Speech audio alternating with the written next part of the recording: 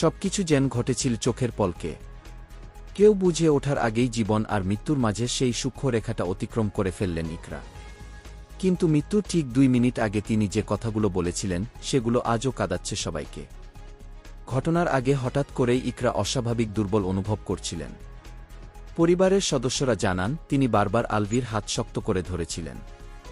চোখে ছিল অদ্ভুত এক আতঙ্ক, কিন্তু কণ্ঠে ছিল ভালোবাসা।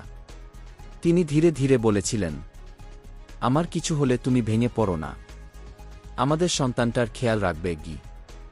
এই একটি লাইনেই যেন থমকে যায় সময়। উপস্থিত সবাই স্তব্ধ হয়ে যান।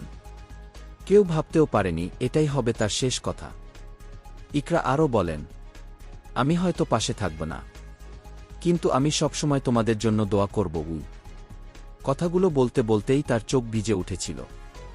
আলভি বারবার বলছিলেন, এভাবে বলো না, কিছু হবে না তোমার। কিন্তু ইকরা যেন বুঝতে পেরেছিলেন সময় খুব কম।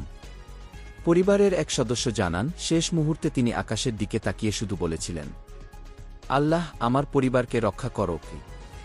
তারপরই ধীরে ধীরে নিস্তব্ধ হয়ে যায় সবকিছু। এই কয়েকটি বাক্য এখন সোশ্যাল মিডিয়ায় ছড়িয়ে পড়েছে। মানুষ লিখছে, একজন স্ত্রীর শেষ কথায় ছিল শুধু স্বামী আর সন্তানের চিন্তা।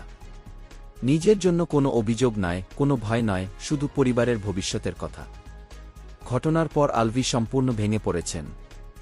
কাছের মানুষদের মতে তিনি এখনও বিশ্বাস করতে পারছেন না, মাত্র 2 মিনিট আগেও যে মানুষটি কথা বলছিলেন তিনি আজ আর নেই। ইকরার সেই শেষ কথাগুলো এখন অনেকের হৃদয়ে গেঁথে গেছে। ভালোবাসা মানে হয়তো এটাই, শেষ নিঃশ্বাস পর্যন্ত নিজের কথা না ভেবে প্রিয়জনের কথা ভাবা। আপনার কি মনে হয়, এমন মুহূর্তে একজন মানুষ কিভাবে এতটা শক্ত থাকতে পারে? ভিডিওটি শেষ পর্যন্ত দেখুন। ভালো লাগলে লাইক, শেয়ার ও সাবস্ক্রাইব করতে ভুলবেন না।